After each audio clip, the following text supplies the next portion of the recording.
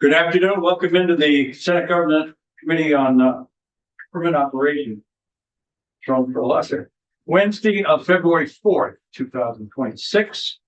We unfortunately, for those of you that may have seen an earlier version of the agenda, have lost one of our items of discussion today. We originally wanted to talk with the Vermont Youth Council, but they can't come in today. So unfortunately, we're going to have a rather long poll this afternoon in our meeting, which affords the Senate colleagues in the room a longer break. Because at this point, I mean, we can sit around and talk, but I don't have any other stuff to fill the afternoon. We will be taking up Act 119 at 3 o'clock, but up first is the House Bill 516, an act relating to approval of amendments to the charter of the town of Essex. And we are joined by our legislative counsel, Tucker Anderson, who will now assume the chair. Good afternoon, Tucker Anderson, Legislative Counsel. You have in front of you H516, approval of the amendments to the charter of the town of Essex. I will note up front that much of the text within H516 is comprised of technical corrections. So what I will do as we move through is I'll quickly flag where the town is proposing some technical cleanup within their charter, and then I will zoom in on those provisions that are substantive. All right, so let's work through the operative sections. Start with section 2. And that is the amendments to chapter 117, the town of Essex charter. The first couple pages are all technical corrections within section 101, 102, 103, and the beginning of 204. So I'm now 3 pages in, if you're with me on section 204. Yep. In section 204, subsection C, we have the first instance of a substantive change within the charter. Subsections C and D, who we'll get to momentarily, deal with vacancies within specific town offices. Subsection C deals with filling vacancies for select board members. The town is proposing to add as a basis for vacancy change of residence outside the town. So if you move out of the town of Essex, no longer be a select board member. They are further clarifying the timing of appointing member if there is a vacancy, that the select board may appoint a person eligible to fill that position until the next annual or special meeting. Special meeting can be called at any time. Further on in subsection C, the town is proposing that if the select board is unable to agree upon an interim replacement, that they, until the next annual or special meeting, a special election shall be held to fill the position. Finally, they're adding a new sentence at the end of the subsection that states that incapacity, which is one of the bases for determining that there's a vacancy, shall include the failure by any member of the select board to attend at least 50% of the meetings of the select board in any calendar year. So if a member fails to attend that minimum threshold of 50% of the meetings of the board within the calendar year, that is a basis for determining that seat on the select board is vacant due to incapacity. So Thank you, Mr. Chair. And I see maybe Senator Yuhovsky also might have a similar flag. I thought that we weren't, like on my select board, we were told we're not allowed to do that. Like you can't say, like, so I'd like to understand how that's allowed. But then I also want to understand, is a board meeting just anytime they are meeting as a board? Or if you are also on a subcommittee, like the finance committee, and you miss all of those meetings, does that factor into your 50%? The way that this is phrased is meetings of the select board, so that would be meetings of the actual body, right? You asked a question about whether or not this is allowed to happen. The municipality itself and its legislative body are both creatures of statute. The General Assembly has the authority to establish the procedures for vacancy, removal, appointment, And you have done so in some other charters. The most recent was the town of Linden charter after the Linden-Lindenville merger. They have the same provision that a position is deemed vacant if the member of the select board fails to attend 50% of the meetings of the board. Senator So, Flex?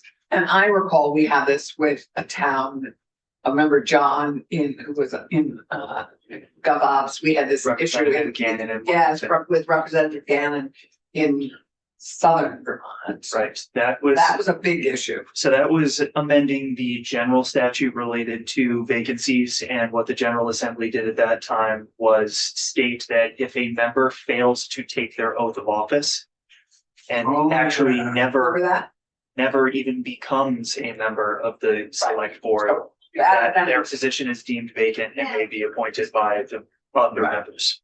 so that attendance record was so bad, that person hadn't even gotten sworn in yet. That is correct. They Oh, have no, not it was attended their terrible. swearing in. And it was hampering big time, as I recall. I do remember that. Senator Wiley?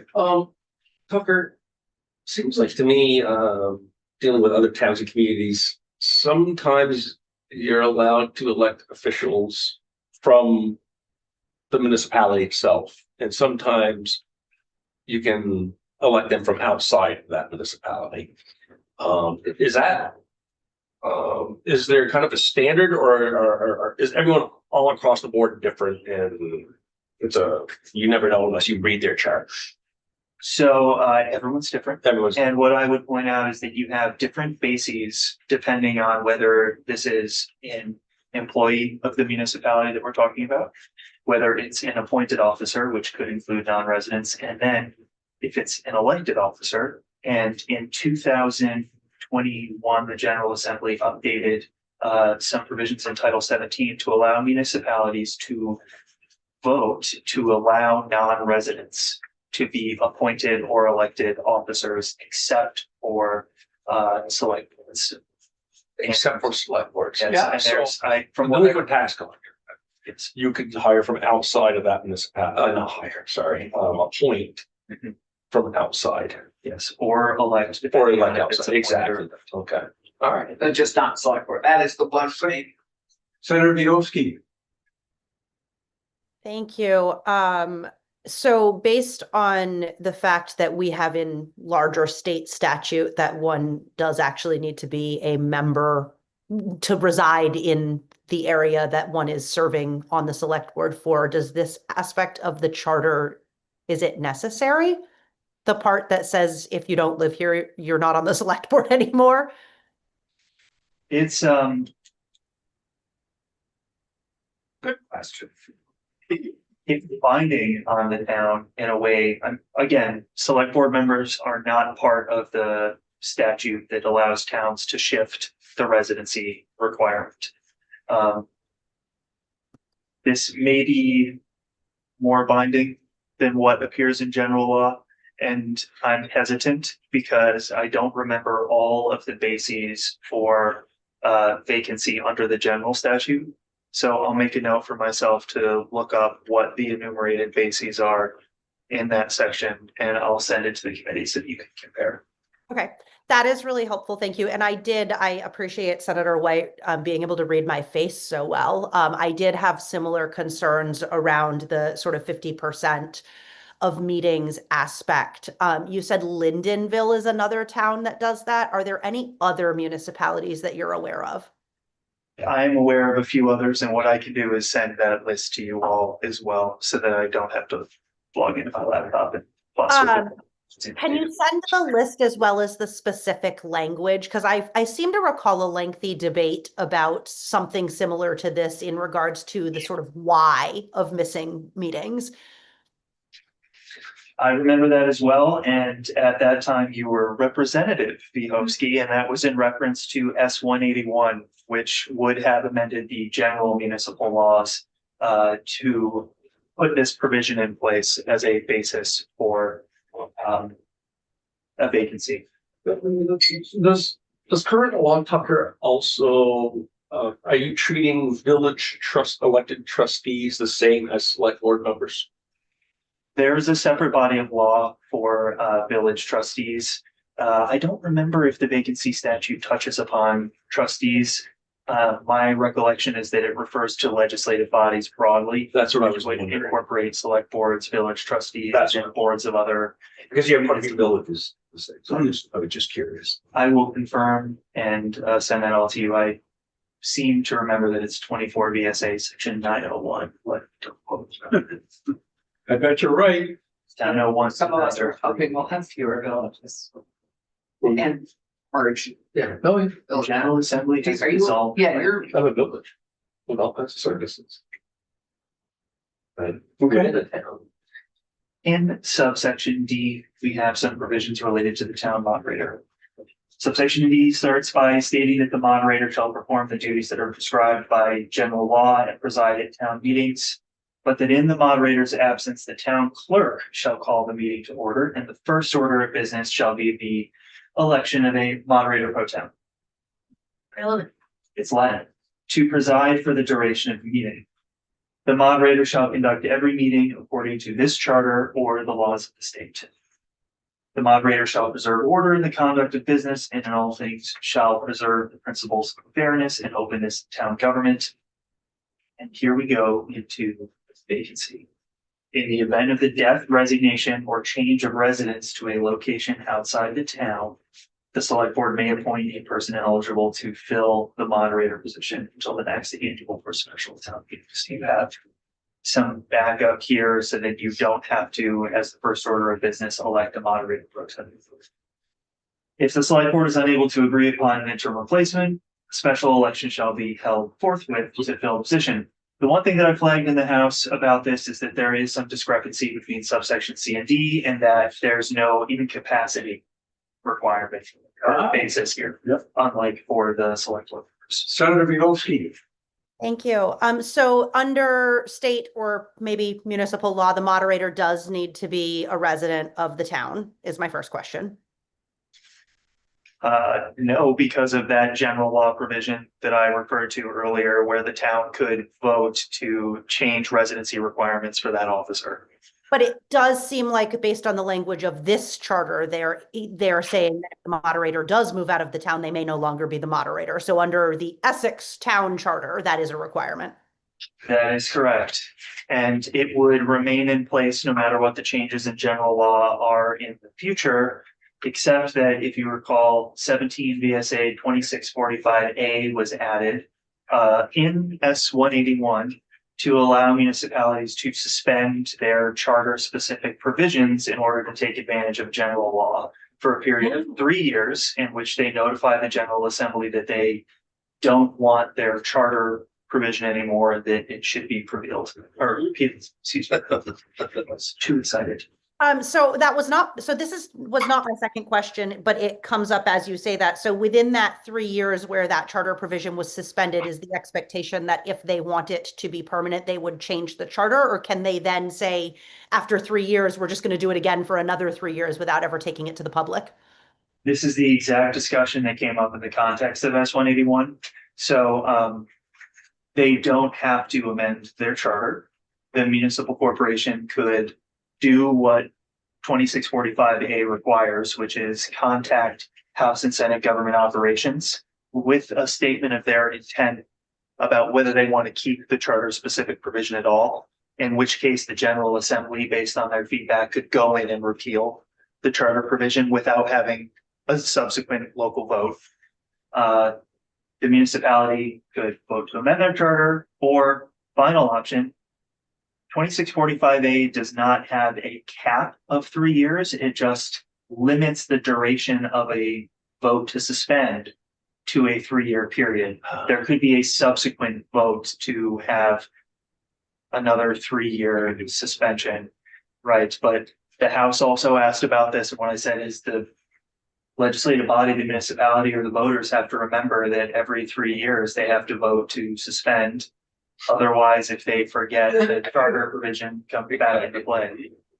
Well, I mean, my bigger concern is that theoretically a legislative body could continue to suspend any charter aspect without ever taking it to the public. But that was not, my second question was actually a logistical question. And that is it, municipalities generally follow Robert's Rules of Order, correct? And is that by statute, or is that just kind of generally what they do? It is not by statute.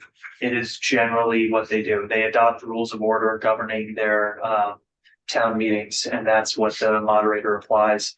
And I am not aware immediately of a municipality in the state that uses something besides Robert Rules of Order. The sole exceptions might be a few municipalities that have their rules of procedure set out in their charter.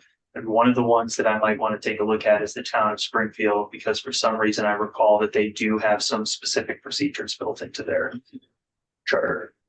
I know that they have their own, or at least they used to have their own open meeting law and public records specific provisions in their charter as well. It's Tanya's and my favorite bill. Now, so with the open meeting law aspect in their charter, I'm assuming, and correct me if I'm wrong, that it sort of is like a state constitution and a federal constitution in which the town rules can be more transparent, but not less transparent than the state rules. That would be a fruitful discussion after I look up what the actual Springfield charter provisions are, especially since the charter was significantly amended recently, and they should have updated some of the open meeting provisions. But it would not work so much like federal state, because under the US Constitution, the states have reserved power under the 10th Amendment. What you're dealing with is total prescription of the exercise of municipal authority absent authority from the General Assembly. And that is because municipal corporations have zero inherent power under the Vermont Constitution. It is a strict and pure Dillon's rule state. So they would only have specific authority articulated in their charter, which would be construed by courts against the municipality and their exercise of authority unless it is expressly granted. And because of that, all of the provisions of the open meeting law would be binding, except for provisions of a charter which are more specific or later enacted. And it's good that this is coming up because there is a provision, I think in a page or two, dealing with minutes. And I had to answer questions about the overlap with the open meeting law. So I was primed for this. You're So- welcome. Okay.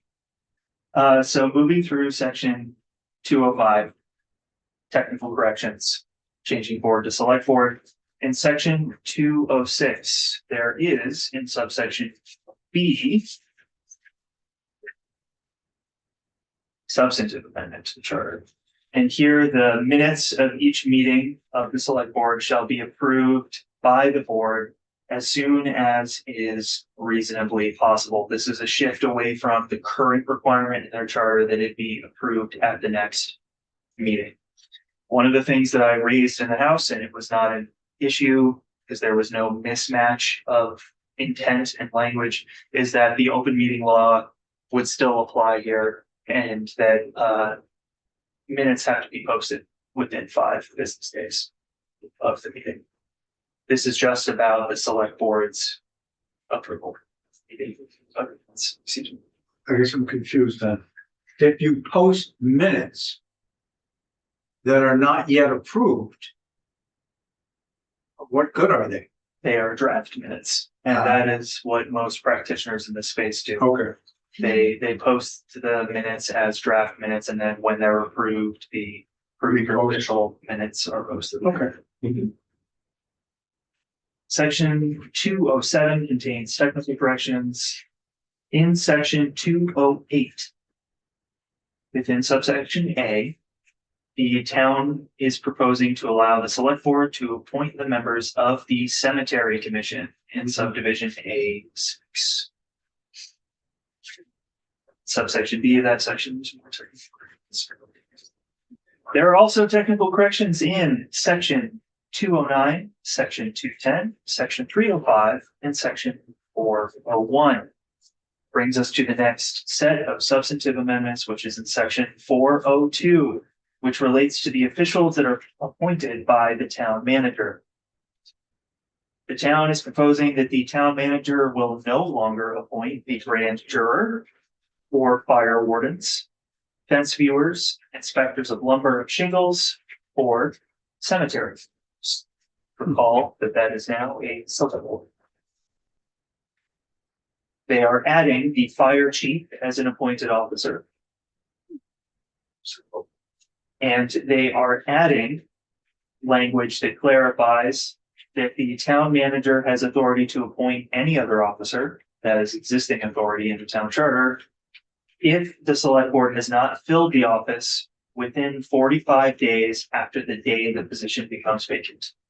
So for these appointed positions within the town, the select board has 45 days to make an appointment. If they fail to do so, the town manager may appoint the replacement. Senator Bihowski.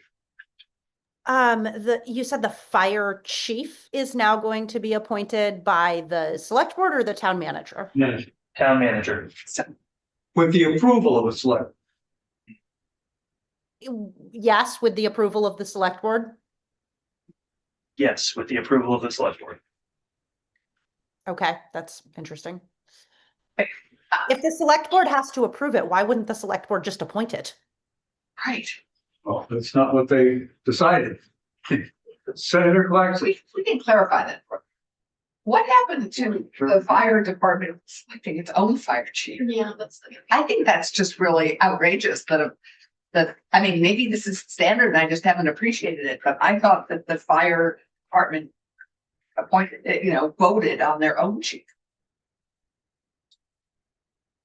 I will have to look into some of the general provisions in Title 20, like some of No down, top down. This is like way too top down. It's my understanding that most of those head of department positions are appointed by officials within the municipality, either the town or city manager or the Well, you have a legislature. professional fire department.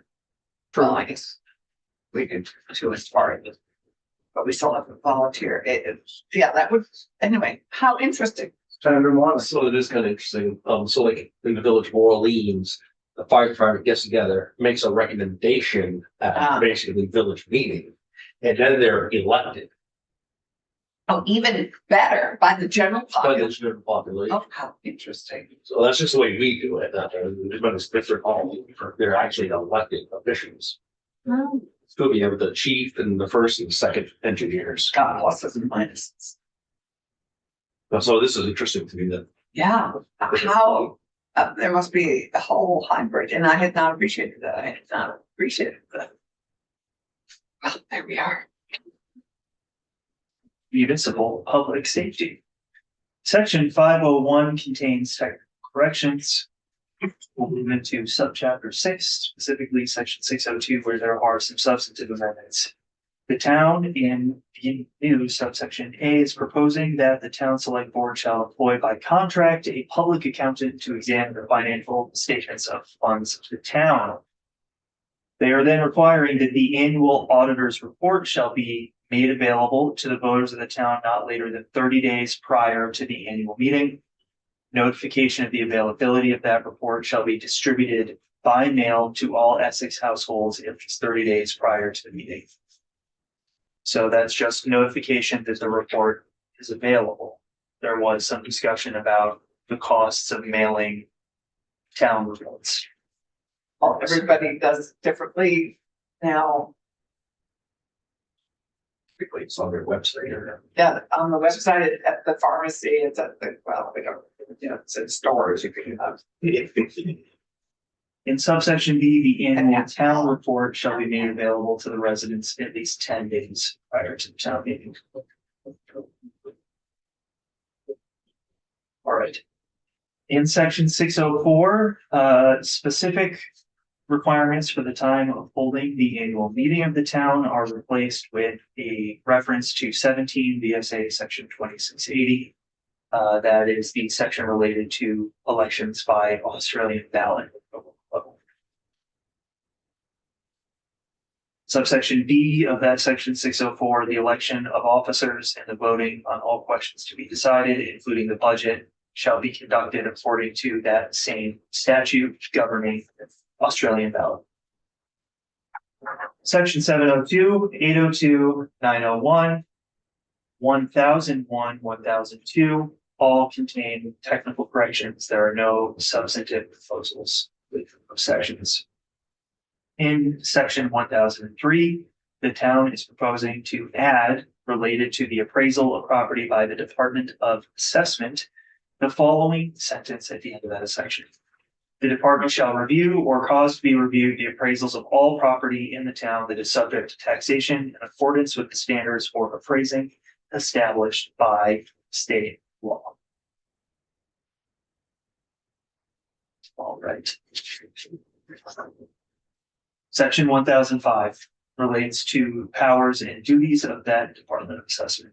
The Department of Assessment shall have the same power, discharge the same duties, proceed in the discharge of those duties in the same manner with the same liabilities as listers pursuant to state law. Section 1101 contains technical corrections. And that brings us to the end of section 2. Section 3 contains one repeal.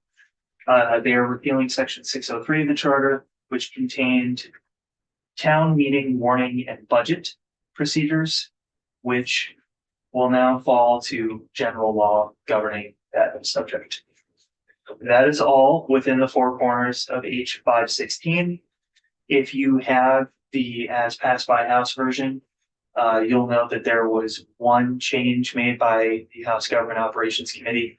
That was to make the appointments between the select board and the town manager consistent, because there was an error in how the language was put together, and that cemetery commissioners were appointed by both. So House GovOps asked the town to weigh in. This was also an issue identified by the town themselves that they brought to the committee. And the solution was just to strike cemetery commissioners in the town manager appointed list. Senator Bielski. Yeah, thank you.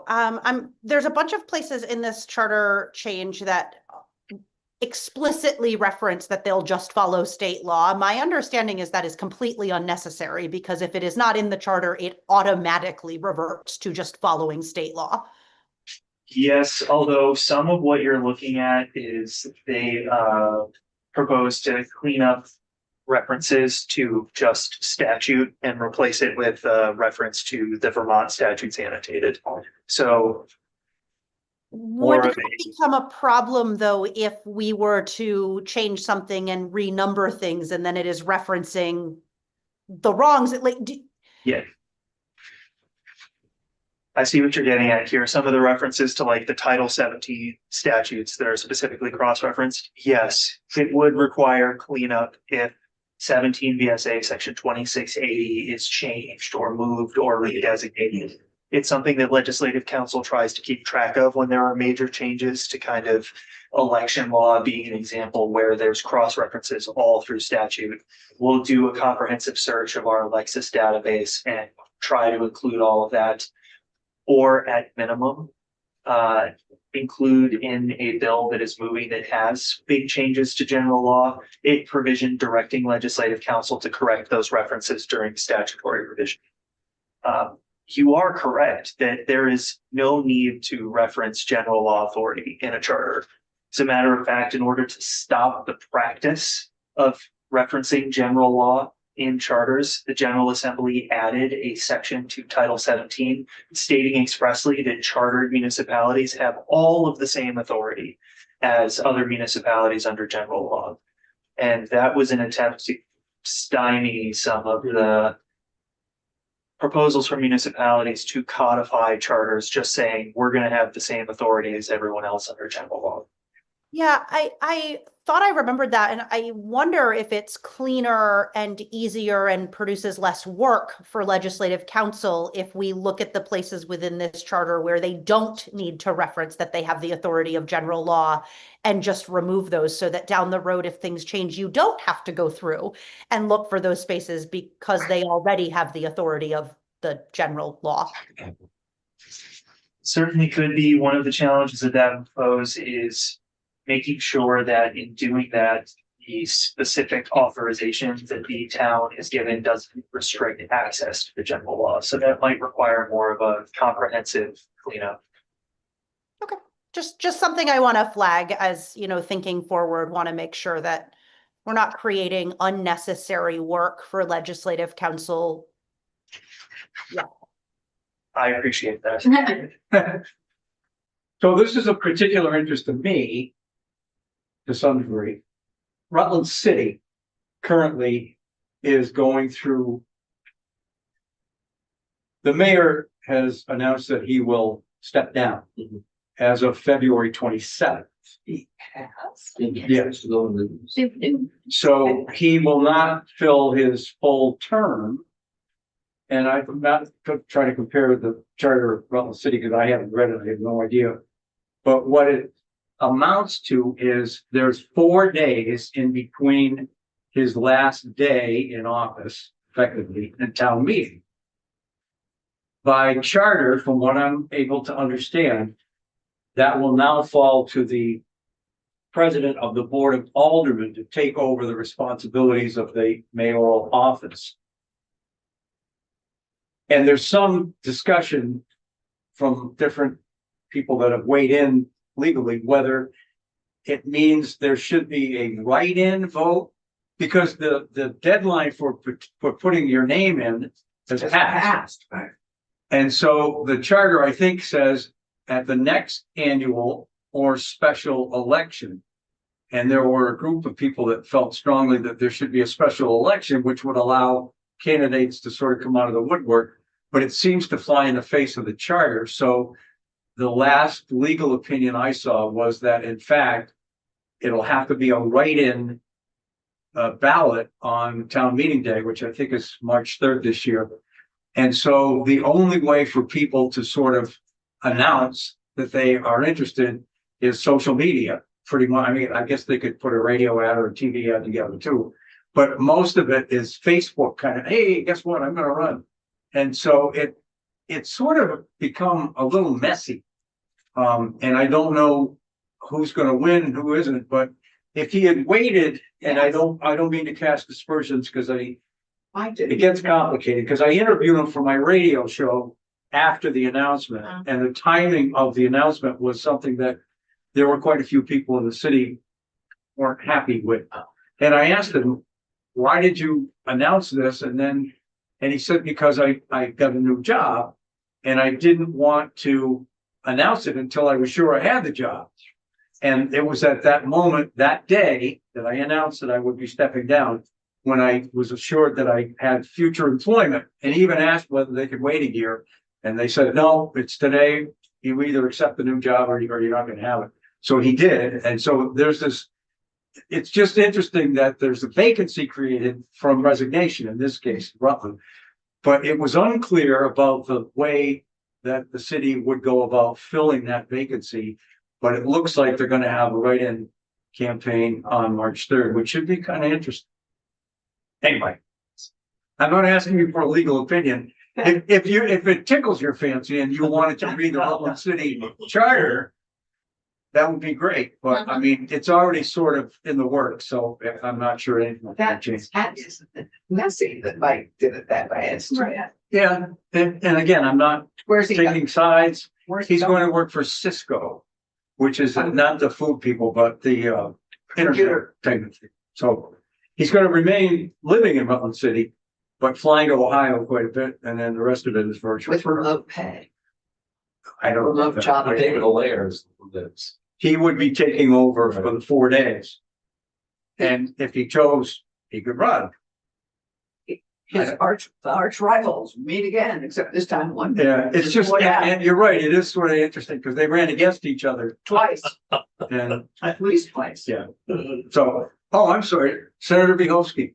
I'm just wondering, and I am asking for a legal opinion, if in this particular instance, the head of the Board of Older People would in fact be taking over until whenever in charter the mayor takes office, because that is usually not on election day.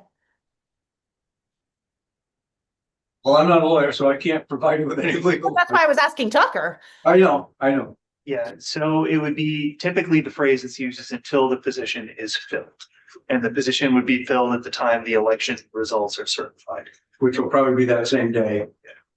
it's an interesting issue because it's effectively more of an issue around withdrawal of candidacy, which is a ballot problem that you face at all levels of government whenever a candidate withdraws from election. Yeah.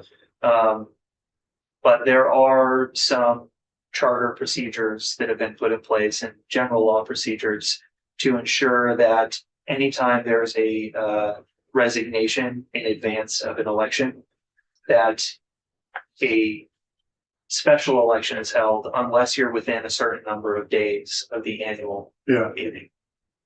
Well, forgive me for bringing it up, and if anybody's watching that I didn't encapsulate the situation accurately, I apologize, but that's what I've learned. So next month will be interesting to see what happens with the town meeting. Rutland, Okay, keeping us on our toes. does anyone have questions for Tucker? Okay, then we will release you to further duties some other place. And we're joined by Representative Bob Thank you, Cooper, who Tucker. will hopefully, if you choose to, take the chair and tell us about the Burlington charter change. We did have a walk through the bill already.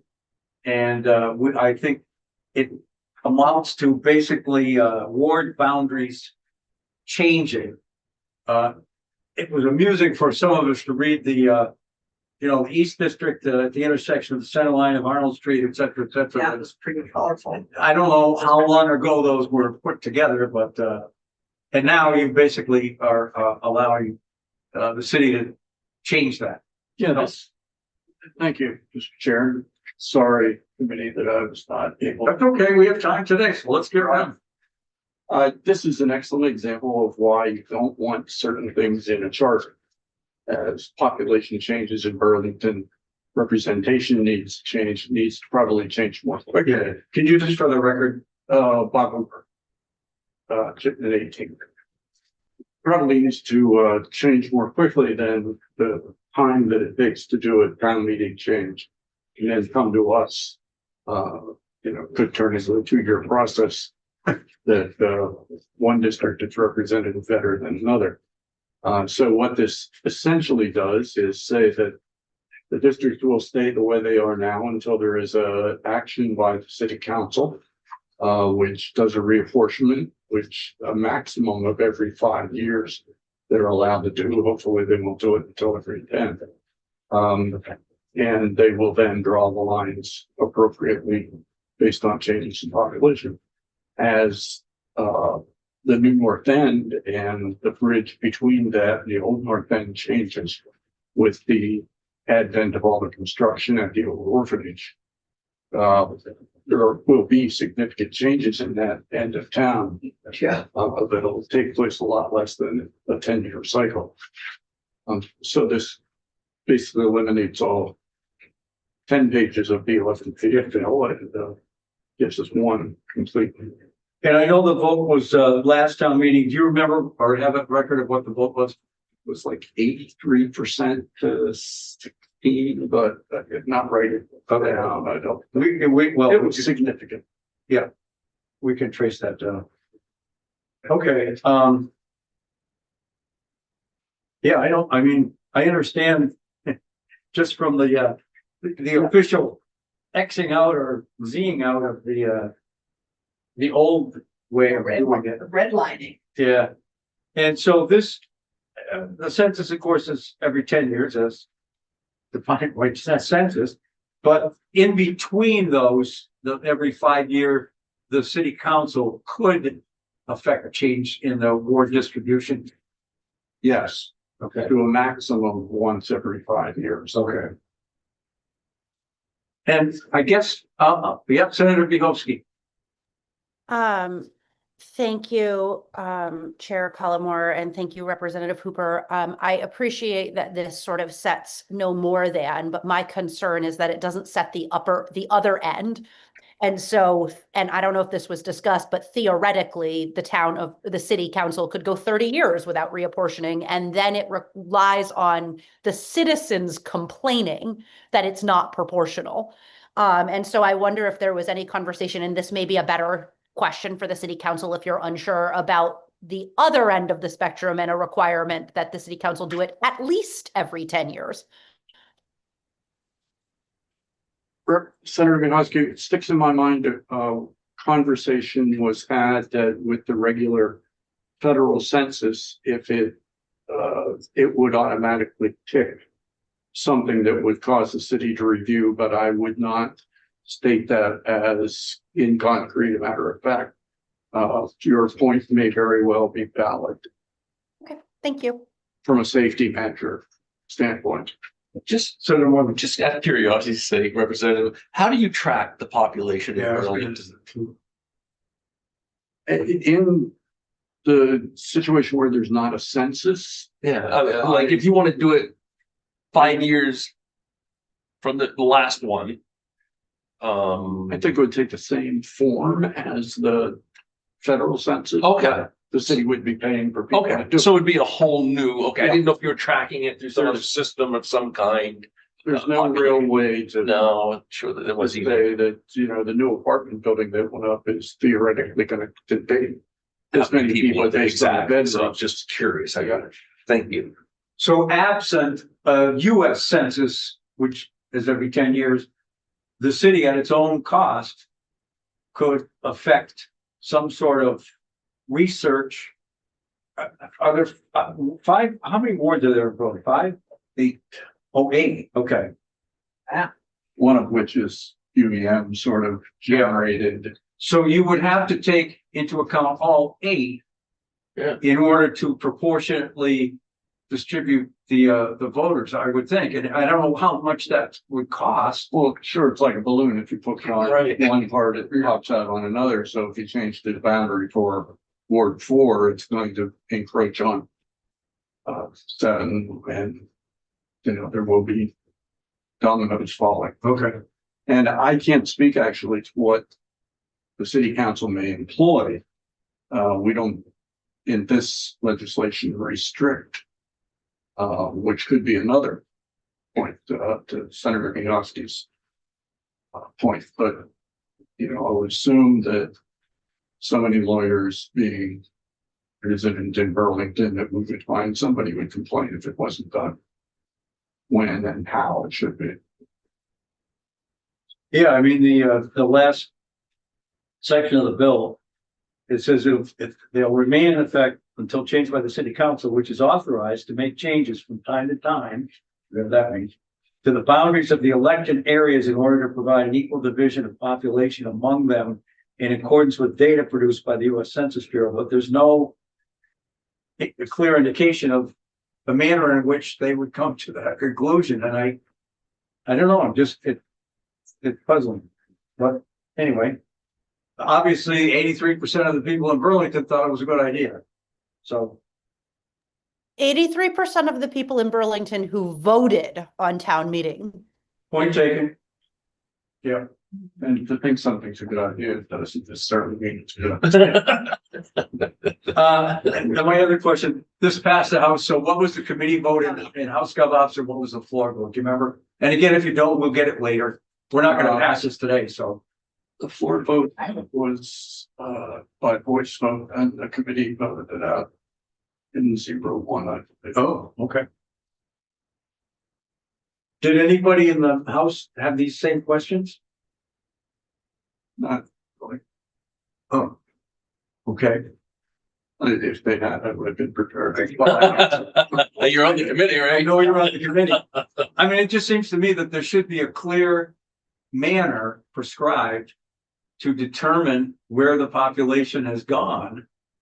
Yeah, I mean, as I said, I think Senator DeHoski raises a valid point that, an upper limit and maybe as prescribed by law. I'm sure there's something somewhere that Tucker took off.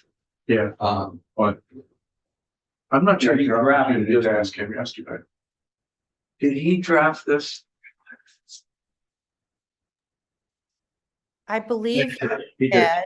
And we did talk about this yesterday, and I don't believe, admittedly, my brain is a little fuzzy because I am ill. But I don't believe he indicated that there is a state law provision pertaining to municipalities that would capture that upper end limit. And I actually seem to recall there have been issues in some municipalities with wards when they did not reapportion That's for valid. many, many decades. Right. Feel free to send us something back. Any other questions for Representative? Yes, Senator White. Thank you, Chair. So this is a different charter than the S-131, which we're seeing on the House side that we passed last session.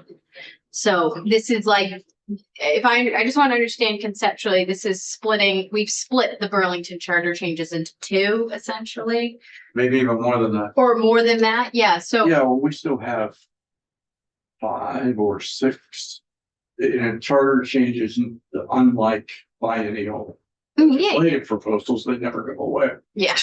So, there are still a bunch on the theoretical Okay. wall, if they're not necessarily in the law. But this has been split from the housing based change that was Oh. incorporated initially in this bill. Oh, okay. Thank you. I know where you were going, Senator White, Yeah. but. I'll this- hold back on that. Yeah, this had to do with landlords and termination, et cetera. That's what was struck in 508. I'm sure that the other bill was still. Just cause. Yeah, that I'm. So. Okay. However, many of the landlord tenant issues are being addressed currently in the House General, Okay. where we worked on it. You will see, the body will see that hopefully a very balanced landlord tenant bill, which is coming up. There's definitely a conversation about whether, with a lot of things, particularly some of the charters, about whether it should be a statewide change for all Vermonters, or if you fall into a trap as soon as you walk over the city line. There, now, being discussed is for cause, not just cause. It's shifted its name. Okay, well, we'll definitely take this up again. I think there probably will be some adjustments made on this side of. Gee. Oh, warn people that are valid points. Well, we just finished our conference committee earlier. Oh, you today, did a good work. Yeah. Well done. So they may not welcome that news, but and maybe we won't. All right, Bob, thank you so much. Appreciate it. Thank you all. Thanks, Bob. Let me give you all a 10-minute break and we will come back with our next item, which is Act 119 report. And we're going to hear from the Agency of Human Services, a couple of folks there coming. So